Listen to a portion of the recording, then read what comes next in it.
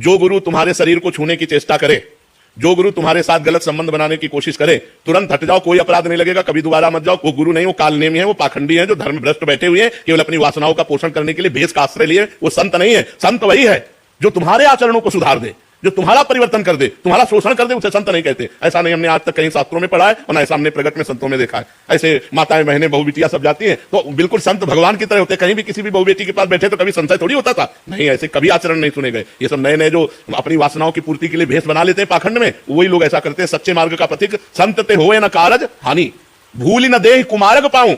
संतों के लिए लिखा, ऊसर बरसई तृण नहीं जामा, संत हृदय जिम उपज न कामा। सच्चे गुरु की और सच्चे संत की पहचान क्या है? जिनके पास जाने से भगवान का स्मरण होने लगे और सब आचरणों में सुधार होने लगे, बिना किसी प्रयास के सब आचरणों में सुधार होने लगे, सच्चे संत की पहचान है।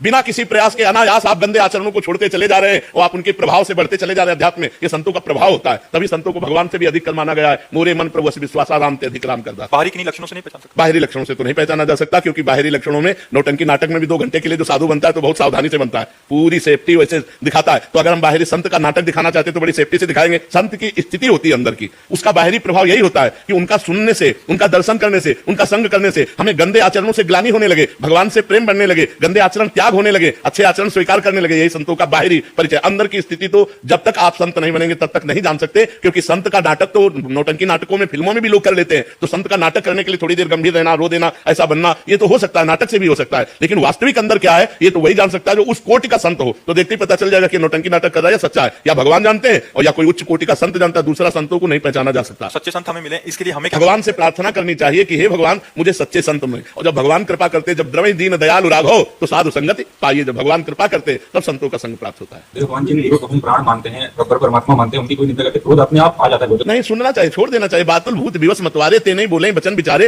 ये मूर्ख लोग, पागल लोग बोलते रहते हैं। देखो, संत की बाहरी बातों की ही प्रशंसा और निंदा होती है, आंतरिक स्थिति को तो कोई जान नहीं सकता। बाहरी बातों में जैसे बहुत भीड़ लग रही, अरे वो तो इतनी गाड़ी में चलते हैं, अरे इससे ज्यादा और क्या निंदा हो सकती है। बस यही संसार की बातें हैं। संसार ये चीजें तो देख पा रहा है और क्या देख पा रहा है।